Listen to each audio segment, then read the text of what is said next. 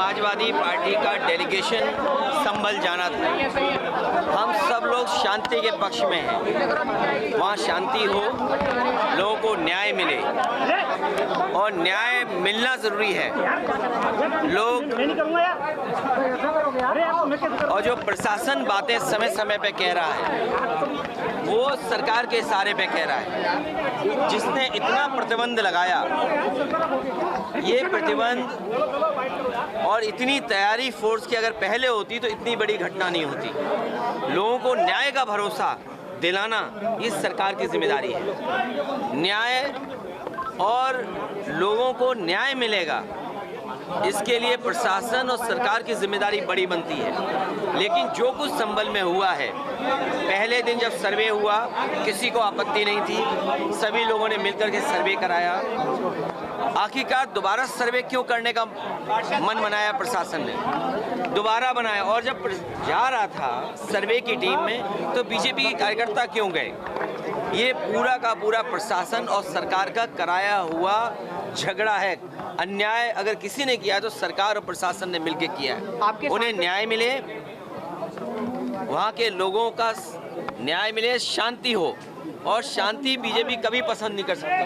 शांति होगी तो विकास और खुशहाली होगी, लोग खुशहाली और आगे बढ़ने का सोचेंगे। लेकिन बीजेपी जानबूझ करके कह रहे हैं डेलीगेशन नहीं जाने दिया। और कब तक अंतर्गतवा डेलीगेशन या लोगों को मिलने तो आप देंगे ना? कब तक आप ये भी कोशिश करते हो कि पूरे संभल में टीन लगा दो? याद कीजिए, लखनऊ में टीन लगाई थी, क्या संभल में भी टीन लगा देंगे? हर जगह ये प्रशासन जानबूझ करके ध्यान हटाना चाहता है। जिस तरीके से उन्होंने चुनाव में बेईमानी की, आप में से जितने लोग हैं, हम और आप किसी दबाव में कुछ कह सकते हैं, लेकिन जो आपके मोबाइल ने वीडियोस बनाए हैं, आपके कैमरे में जो बातें दर्ज हो गई हैं या कैमरे ने जो रिकॉर्ड की हैं, वो तो नहीं झूठ बोलेंगे ना। किस तरीके से बेईमानी की, पूरा का पूरा वोट लूट लिया, लोगों को वोट नहीं डालने दिया। यही तो बात हम लोग कहते आए हैं कि बीजेपी की सरकार संविधान से नहीं चलना चाहती है, अपने मन विधान से चल रही है।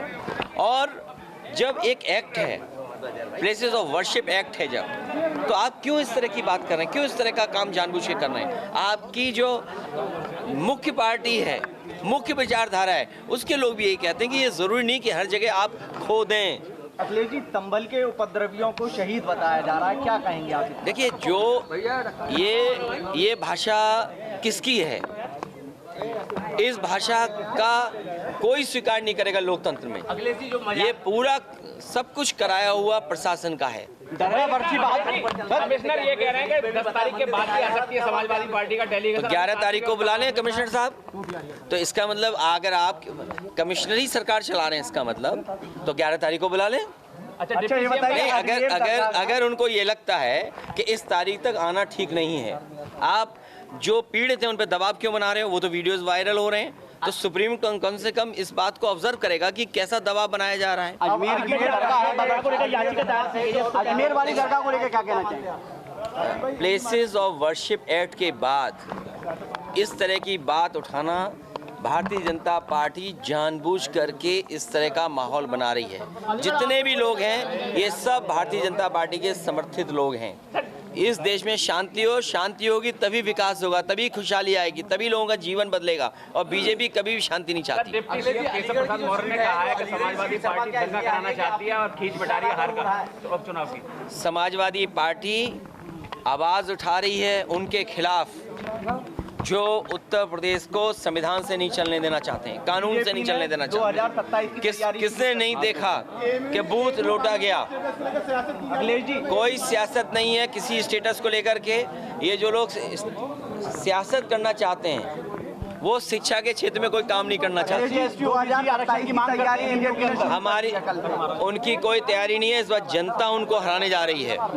जनता ने तैयारी कर ली है कि जिस तरीके से उन्होंने वो वोट की लूट, जनता कभी लोकतंत्र में स्वीकार नहीं कर सकती है। जो एक विधानसभा बची है उसमें किस तरह के नाम लग रहे हैं? उसमें मैं तो कहूँगा अलीगढ़ के पूरे मीडिया के लोग, आपके माध्यम से पूरे देश के मीडिया के लोग और दुनिया के मीडिया के लोग आएं कि कितना अच्छा लोकतांत्रिक व्यवस्था यहाँ पर है, कि कितनी आज़ादी के साथ लोगों को वोट डालने का मौका मिलता है। और आप लोग आइए, कम से कम देखिए कि लोकतंत्र हमारा कितना स्वस्थ है, और अयोध्या का चुनाव जरूर देखने आइए। योगी आदित्यनाथ 2027 की बात कर रहे हैं, कह रहे हैं 2027 हम जीत लेंगे। 2027 की बात कर रहे हैं, 2027 जीतेंगे। ये जो बेईमानी की है, लूट की है वोट की, वो केवल अपनी कुर्सी बचाने के लिए की है।